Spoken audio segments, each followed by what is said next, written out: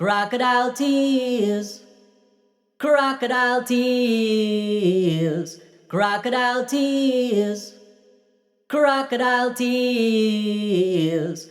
So Conor Benn has turned apologetic all of a sudden. He said sorry to the fans for the way he's behaved these past 8 months. He can now see it from their point of view. He now understands why people were suspicious and why they didn't automatically believe his side of the story. Well, all of that sounds hot, but let's just think about the timeline of events. He has been belligerent right from the very start, sticking the middle finger up at anyone who didn't have blind faith in him, refusing to cooperate with the board, threatening to sue them, saying he'd never fight under a British license ever again, refusing to submit his evidence to UCAD. He was defiantly trying to set up fights overseas with Eubank Jr. and Manny Pacquiao. This whole time, he was unapologetic. It's only after those fights fell through and he realized that circumventing the board and fighting in other countries wouldn't be as easy as he first thought. Only after he exhausted all these other options does he now all of a sudden want to show some humility. Now all of a sudden he submits his evidence to UCAD. Now all of a sudden he says UCAD are great and he trusts them fully. It's only VADA and the board that are the problem. So why didn't you cooperate with UCAD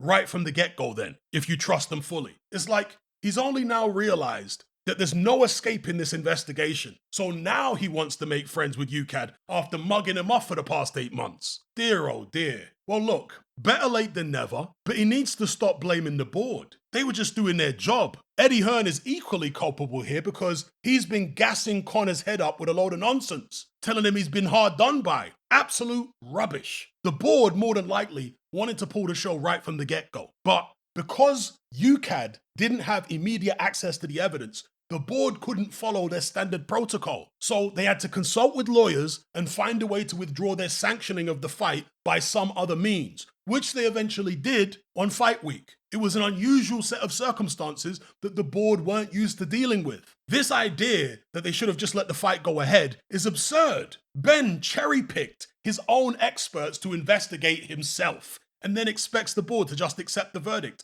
Are you having a laugh? It doesn't matter if Team Eubank were happy to proceed. They had a vested interest in the fight going ahead. They were going to make a load of money. The only party who prioritizes the safety of the fighters above all other factors isn't the promoters or the fighters themselves, it's the board. They're the ones who are ultimately responsible for the safety of the sport. That's where the buck stops. They're the ones who get it in the neck when things go wrong and people get hurt. I remember all the pressure the board came under following Michael Watson and Gerald McClellan and Bradley Stone. I remember all that. So they can't just allow fighters and promoters to carry out their own safety evaluations without UCAD's involvement and expect the board to just accept it. That's ridiculous. The only reason Conor Benn has been treated any differently to Amir Khan, Dylan White, and all these other fighters is because they failed UCAD tests, not VADA tests. So the board were able to follow their standard protocol and move quickly. And secondly, and most importantly, those fighters didn't kick up a massive fuss about it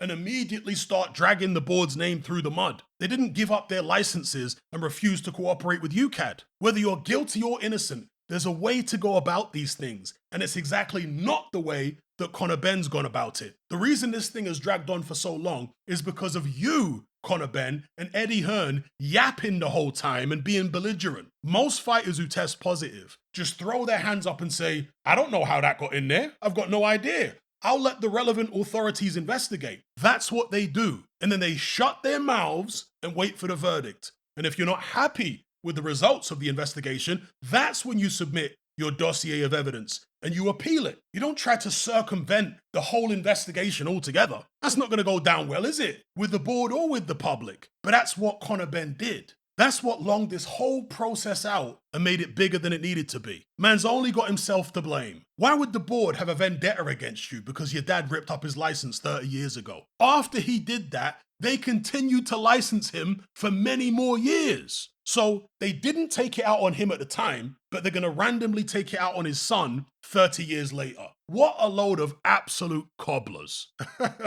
This whole saga will go down in boxing history as an example of exactly what not to do if you test positive for PEDs. And the same goes for Eddie Hearn's conduct. You see the way that Frank Warren has dealt with this Tete situation?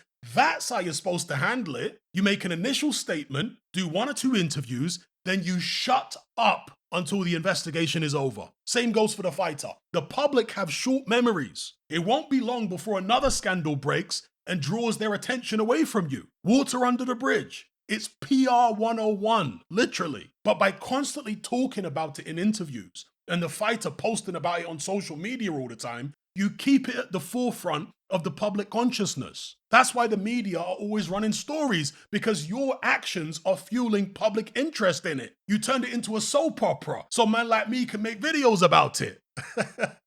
Anyway, I'm out of here. Are you sick and tired of the mainstream mindset?